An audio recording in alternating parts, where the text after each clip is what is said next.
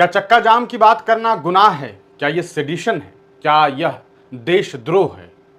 यह सोचने वाली बात है, क्योंकि आप जानते हैं शर्जील इमाम एक ऐसा नाम जो पिछले 5 सालों से जेल में बंद है और आरोप उन पर यह है कि उन्होंने देश को तोड़ने की बात की, जबकि बात उन्होंने चक्का जाम करने की थी। जी हां, शर्जील पिछले 5 सालों से जेल में बंद है और इस इंतजार में है कि शायद इस देश की न्यायिक प्रक्रिया के तहत वो उस जेल से निकलेंगे और आवाम को ये बता सकेंगे कि उन्होंने कुछ गलत नहीं कहा। और यही वजह है कि वो न्यायिक प्रक्रिया के पीछे लगे तो हैं, लेकिन अब वो राजनीति में उतरना चाहते हैं और वो ये चाहते हैं कि ये जनता, इस देश की आवाम उन्हें सदन में भेजे ताकि वो सदन में जाकर के ये बता सके कि सेडिशन में और चक्का जाम में क्या फर्क होता है। एहतजाज करना गुनाह नहीं है। इस मुल्क की जो कहा सकता है, इस मुल्क का जो निज़ाम है, अगर आप उसे जानने की कोशिश करेंगे तो इस मुल्क में हमें ये समझाया गया, सिखाया गया, पढ़ाया गया कि आपको एहतजाज करना है। आप जब तक एहतजाज नहीं करेंगे तब तक आपका काम नहीं होगा। और शर्जील यही कर रहे थे, लेकिन शर्जील के ऊपर यह आरोप तय किया गया कि उन्होंने देश के टुकड़े करने की बात की और फिर उन्हें जेल में बंद कर दिया गया। उनके ऊपर यूएपीए के चार्जेस लगा दिए गए, उनके ऊपर आईपीसी के कई धारे लगा दिए गए और यही वजह है कि वो मुसलसल जेल में बंद हैं।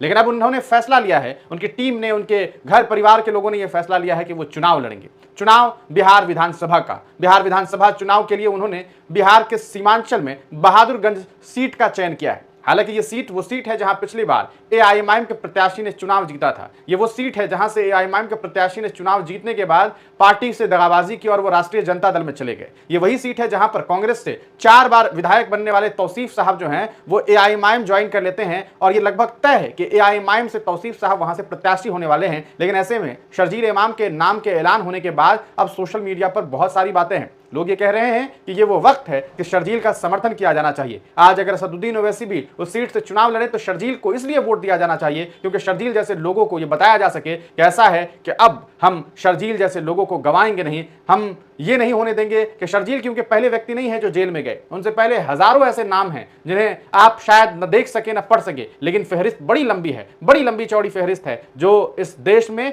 बेगुनाही साबित करते करते 10 साल, 15 साल, 20 साल तक जेल में बंद रहे, लेकिन उन्हें लोगों ने भुला दिया। लेकिन आज ये मौका है लोगों के पास, आवाम के पास, कि शर्जील ने जो किया है उन्हें उनका बदल दिया जाना चाहिए। एक ऐसा बदल जिसके जरिए वो सदन में पहुंचे और फिर वहां से लोगों को बता सके, समझा सके कि किस तरीके से काम करना चाहिए, क्या तरीका होना चाहिए, कैसे अपने समाज के फरोग के लिए काम किया जाए, कैसे एक बेहतरीन राष्ट्र का निर्माण किया जाए, कैसे एक मुल्क, जिस मुल्क के बारे में तरह तरह की बातें लोगों के द्वारा की जाती है, उस मुल्क के आपसी सद्भावना को कायम रखा जाए। वो शर्जील इमाम क्या इस बार बिहार के विधानसभा चुनाव में कामयाब हो सकेंगे? ये चयन कहीं ना कहीं जनता करेगी। लेकिन सोचने वाली बात है कि जहां से शर्जील चुनाव लड़ रहे हैं वहां से ऑल इंडिया मजलिस इत्तेहाद मुस्लिमीन के प्रत्याशी भी होंगे। वहां पर वो मनोज झा की पार्टी, तेजस्वी यादव की पार्टी, राष्ट्रीय जनता दल के प्रत्याशी भी होंगे जो कहीं ना कहीं, मनोज झा जी को आप जानते हैं, लगातार अलग अलग मंचों से शर्जील के लिए आवाज उठाते हैं, लेकिन कहीं ना कहीं असल इम्तिहान मनोज झा और उनकी पार्टी का तो तब होने वाला है जब शर्जील इमाम चुनाव लड़ेंगे तो उनके पार्टी के लोगों को चाहिए कि उन्हें समर्थन दे दे। असल इम्तिहान तो तब होने वाला है जब इंडिया महागठबंधन को प्रत्याशी चुनना होगा, तब वो ये सोचेंगे कि यहां तो शर्जील चुनाव लड़ रहे हैं तो आइए शर्जील का समर्थन किया जाए। क्या ये सब कुछ